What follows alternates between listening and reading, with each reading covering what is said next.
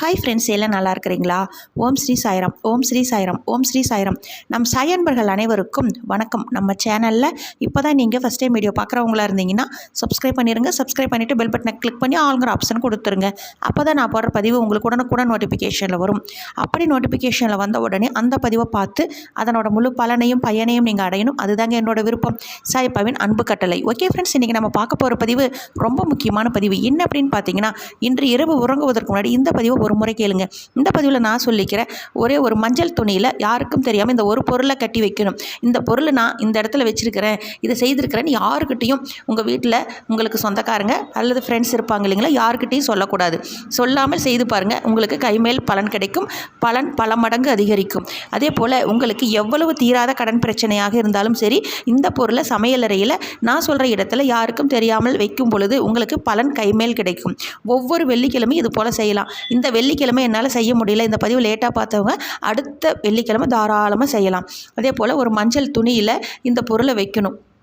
என்ன பொருள் அப்படின்னு பார்க்கும் பொழுது, இந்த பொருள் கையில் எடுக்கிறதுக்கு முன்னாடி 2 1 நாணயம் கையில் எடுத்து சுத்தமாக கழுவி காய வச்சு எடுத்துக்கோங்க. மஞ்சள் துணி, வெள்ளை துணி எடுத்துக்கோங்க. மஞ்சள் துணி இல்லாதவங்க வெள்ளை துணி எடுத்து மஞ்சள் தூள் போட்டு நல்லா கொஞ்சம் தண்ணி விட்டு கலக்கி அதை அந்த துணியில் நல்லா நனைச்சி காய வச்சு எடுத்து வச்சுக்கோங்க. நீங்கள் இந்த எதுக்கு இப்படி செய்கிறோம் அப்படிங்கும் பொழுது, சாயப்பா மேலே முழு நம்பிக்கை அப்படிங்கிற ஒரு நாணயமும் பொறுமை அப்படின்ற 2 நாணயமும் அதில் வச்சுருங்க. முதல் கடவுள் விநாயகரையும் நம்மளுடைய குலதெய்வத்தையும் நம்ம இஷ்ட தெய்வமும், அதே போல் நம்மளோட அம்மனாக இருக்கலாம், பெருமாளுக்கு, அதை நினச்சி மனதார வேண்டிக்கோங்க. அதே போல் நம்மளுடைய குருவாகிய சாயப்பாவை நினச்சி, சாயப்பா உங்கள் மேலே முழு நம்பிக்கையோடும் பொறுமையோடும் நான் காத்துட்ருக்கிறேன், எனக்கு பணவரவு அதிகரிக்கணும் அப்படின்னு சொல்லிட்டு 3 முடிச்சு போட்டு மஞ்சள் குங்குமம் போட்டு வச்சுருங்க.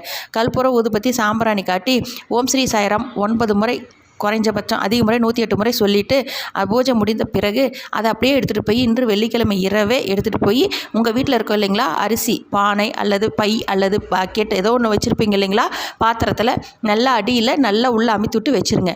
இது வச்சுட்டு ஒவ்வொரு நாளும் தீபம் ஏற்றி வழிபடும் பொழுது ஊதுபத்தி சாம்பிராணி அங்கே காட்டிட்டு வாங்க. உங்களுக்கு மகாலட்சுமியின் அம்சம் நிறைந்த பணவரவு அதிகரிக்கும். ஓகே ஃப்ரெண்ட்ஸ், இதே போல் கடைப்பிடிங்கள். அப்படி நீங்கள் கடைப்பிடித்தால் உங்கள் வாழ்வில் இனி அனைத்தும் வெற்றியே.